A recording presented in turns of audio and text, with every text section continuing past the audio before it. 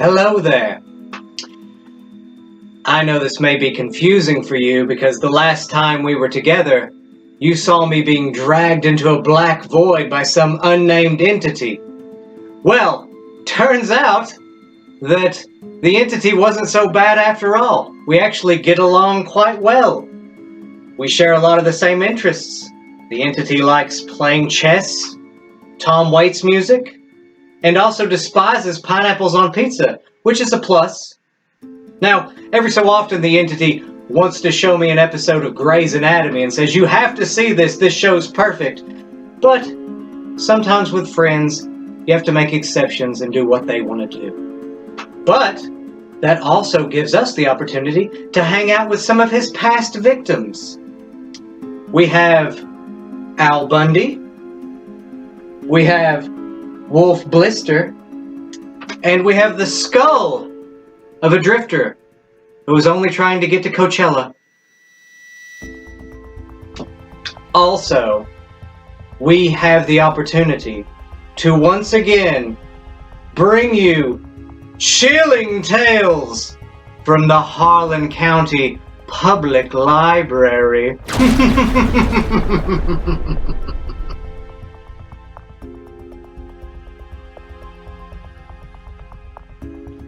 Digging graves can be a dirty business. And I know what you're thinking. It's because of all the dirt. But words can have multiple meanings. Just like if you said, "Kurt, your jokes are so cheesy." You could mean that my jokes were about actual cheese, or that they were delicious and irresistible, and both would be right. But this gravedigger is getting ready to find out what it's like to be buried. Buried in fear.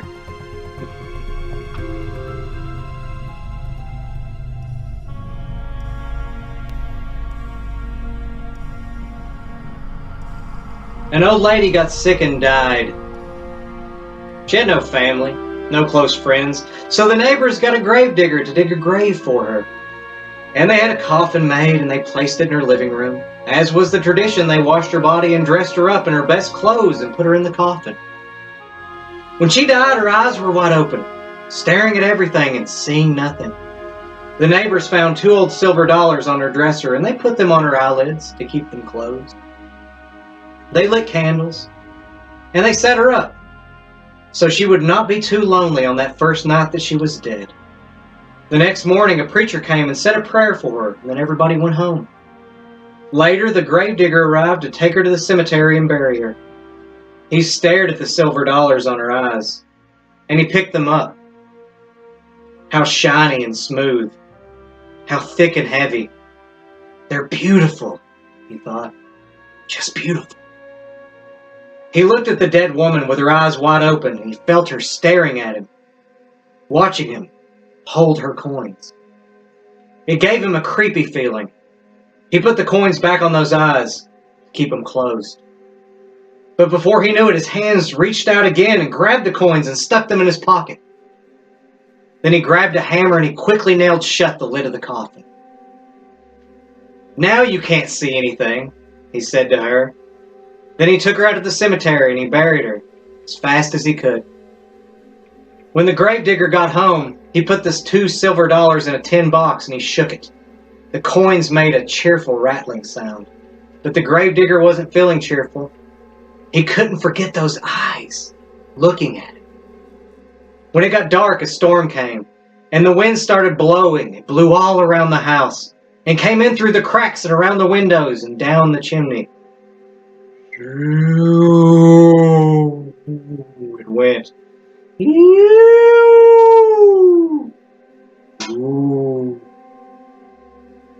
The fire flared and it flickered as it passed. The gravedigger threw some fresh wood on the fire, got into bed, and pulled the blankets up to his chin. The wind kept blowing. It buzzed. It bizzed.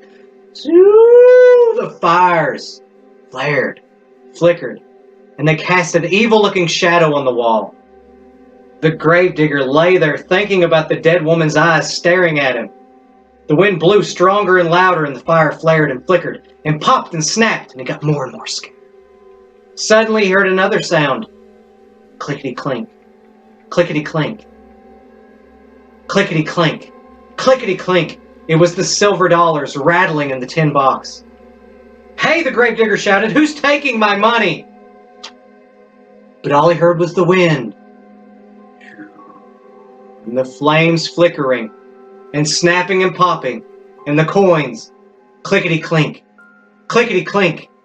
He leaped out of bed and chained up the door, and he hurried back. But his head had barely touched the pillow when he heard clickety-clink, clickety-clink. Then he heard something way off in the distance. It was a voice crying, "Where is my money? Who's got my money? Who?" And the wind blew, and the fire flared and flickered, and snapped and popped, and the money went clickety-clink, clickety-clink. And the gravedigger was scared. He got out of bed again, and he piled all the furniture against the door, and he put a heavy iron skillet over the tin box. Then he jumped back into bed and covered his head with the blankets. But the money rattled, louder than ever. And a voice said, "Give me my money! Who's got my money?" And the wind blew, and the fire flared, and it flickered and snapped and popped, and the gravedigger shivered and shouted, "Oh Lord! Oh Lord!" And suddenly, the front door flew open, and in walked the ghost of the dead woman with her eyes wide open, unblinking, staring as everything, but seeing nothing. And the wind blew, and the money clinkety-clank, and the fire flared, and flickered and snapped and popped, and the ghost of the dead woman cried, "Where is my money? Who's got my money?" And the gravedigger moaned, "Lord, please, no!" And the ghost could hear her money going clickety-clink in the tin box, but her dead eyes couldn't see the box. She reached out with her arms and tried to find it. The wind went, and it went clickety-clink. The fire flared and flickered and snapped and popped, and the gravedigger shivered and he begged, "Please, Lord, no!" And the woman cried, "Give me my money. Who's got my money?" "You have it." And then he was gone.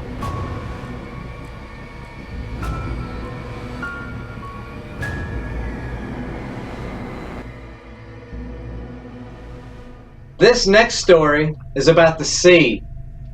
And I'm not talking about the letter that begins the first name of the greatest storyteller of our time. I'm actually talking about the mass of water that has like fish and whales and all the Earth's plastics. The sea also contains many terrifying things. Ghost ships, kraken, themed carnival cruises. But this story contains one of the most terrifying things of all. Unfinished business. So, should we dive in? I don't like that one. I don't like that one. Cut that one, go back to after that one. Okay, start new, fresh face. Should we find out what the terror is all about? No, I hate that one. That one's even worse than the first one. I don't even know why I said that one. Okay. This may be a tale of a ship, but it's not a friendship. Actually, no, just the unfinished business part. Do the unfinished business.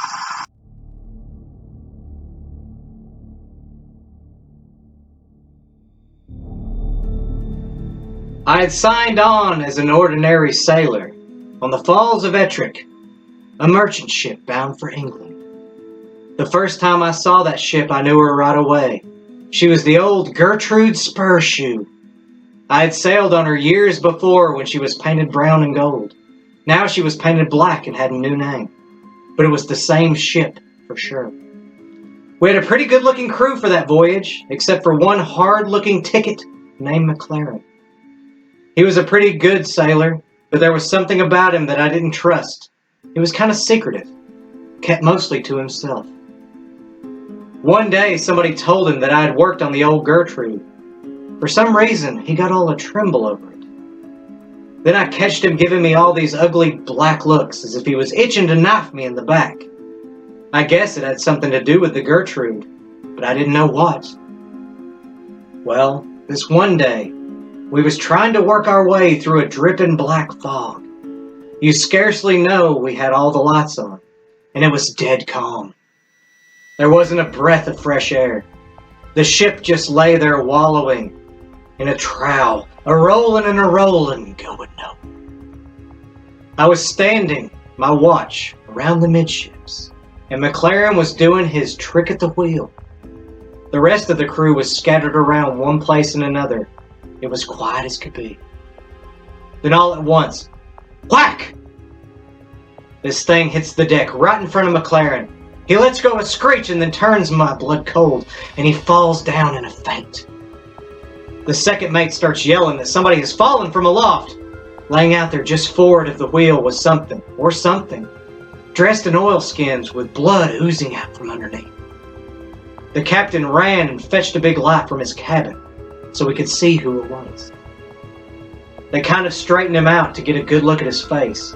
He was a big, ugly-looking devil, but nobody knew who he was or what he was doing up there.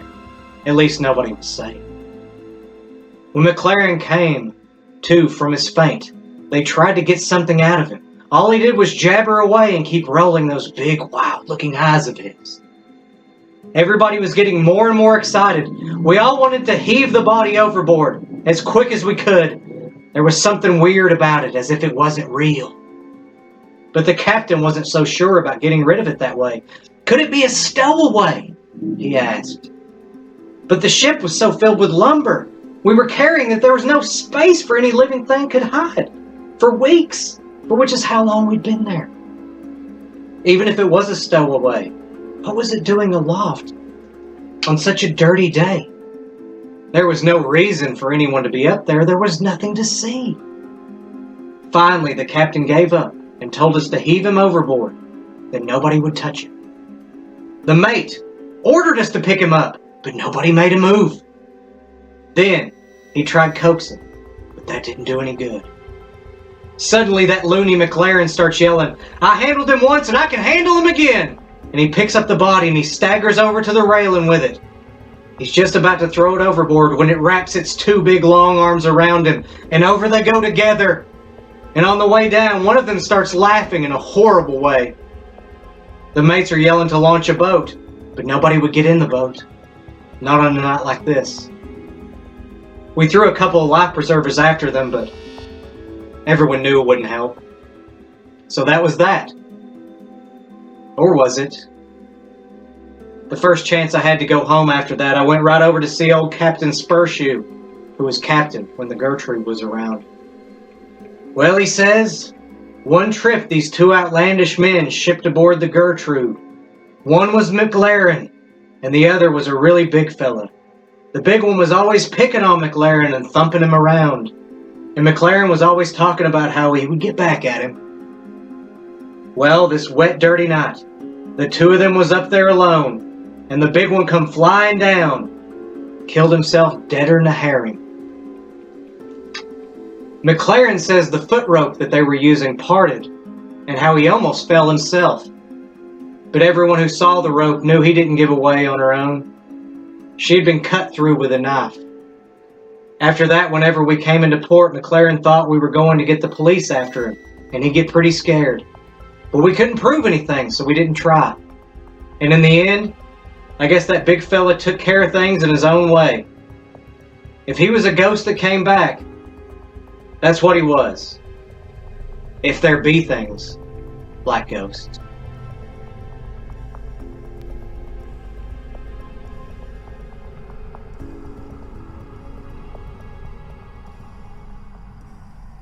This next story will relate to many of you viewers. I've seen you. Spoiled, entitled, you kids with your MySpace and your Ricky Martin music videos. You want everything now, now, now. Well, this is the story of two girls who desired something so much that they were willing to give up everything. I guess you could say they were living la greed aloca.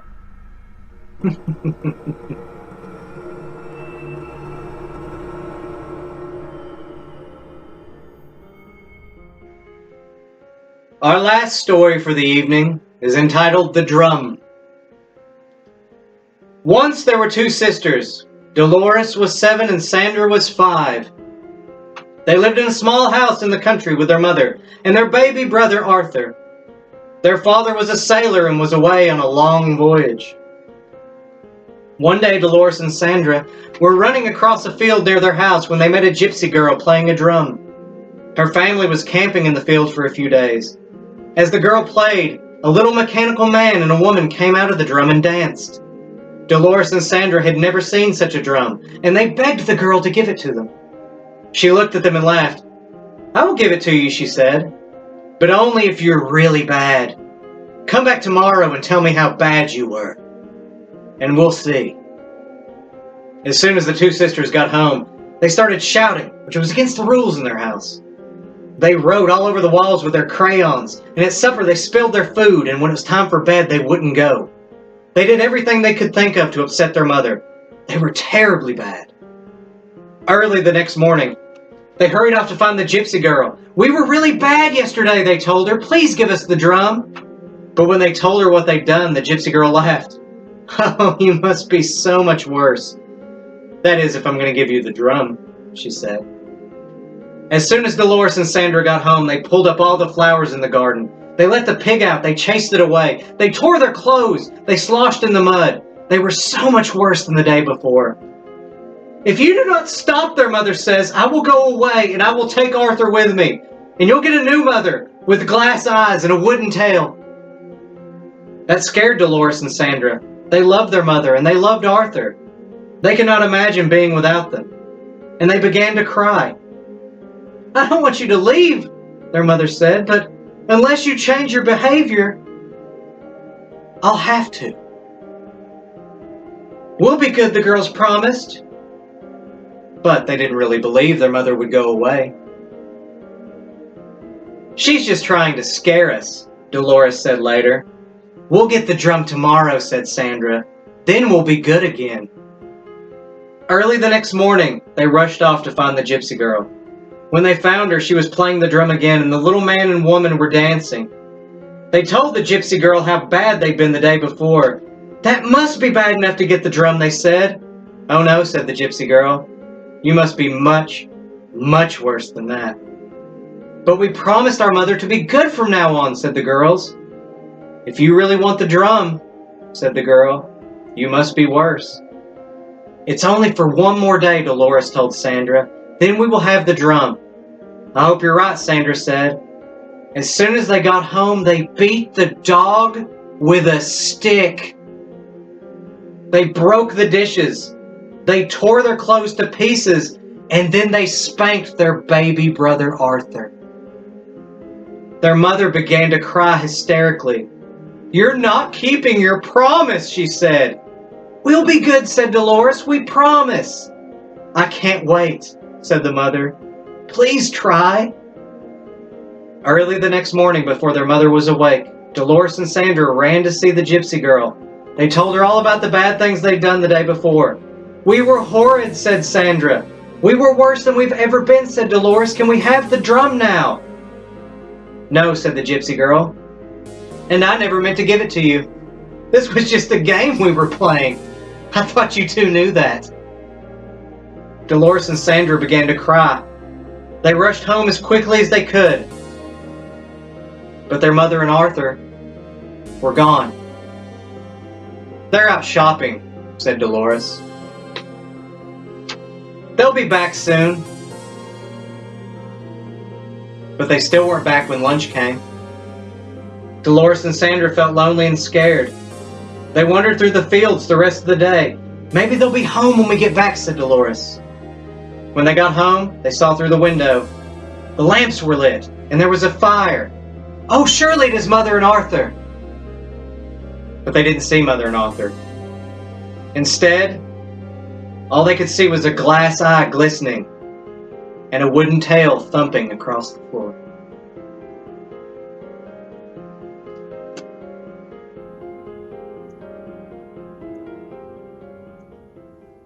I hope those stories didn't scare you too much. At least not so much that you can't go home and tic-tac with your friends or whatever it is you guys do nowadays, and, you know, whatever it... Kurt! Are you finished with your stories yet? Yeah, like, I literally just said that was the next to last video. Yeah, no, we're done. There's this episode of Grey's Anatomy I need you to see! Is it at least like one with McSteamy in it, or like a bomb, or something like real, like, because I'm in for the mood for something. You know, sometimes it's not just about the action, it's about the character development, just enjoy it! Okay, I get it. Okay, fine, we're finishing this up. So, thank you for coming out tonight. My name is Kurt, and I've been your ghost host.